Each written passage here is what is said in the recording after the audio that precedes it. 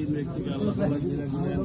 যে তিন ব্যক্তিকে আল্লাহ তাআলা ভালোবাসেন তাদের মধ্যে একজন ওই ব্যক্তি হইবে যে কোনো একজন লোকের শহীদ ছিল, যাহাদের নিকট একজন ভিক্ষুক আসিল এবং একমাত্র আল্লাহ তাআলা দোয়াই দিয়া তাহাদের নিকট কিছু চাইতে লাগিল। তাহাদের সাথে এই ভিক্ষুকের কোনো সম্পর্ক আত্মীয়তা ইত্যাদি ছিল না।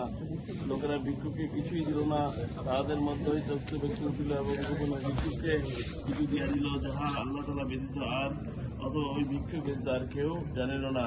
এই দানশীল ব্যক্তিকে আল্লাহ তাআলা অত্যন্ত ভালোবাসেন। দ্বিতীয়ত, ওই ব্যক্তি যে একদল লোকের সহিত কোথাও সফরে যাইতেছিল, সারা রাত পথ চলার পর যখন তাহাদের উপর ঘুমের চাপ এত বেশি হইল যে ঘুমই তাহাদের নিকট সবচেয়ে বেশি প্রিয় বস্তু বলিয়া মনে হইল, তখন তাহারা কিছুক্ষণের জন্য ঘুমাইয়া পড়িল। কিন্তু তাহাদের মধ্যে হইতে এক ব্যক্তি দাঁড়াইয়া আল্লাহ তাআলার সম্মুখে বিনয় সহকারে কাঁদিতে লাগিলেন এবং আল্লাহ পাকের তেলাওয়াত শুরু করিয়া দিলেন।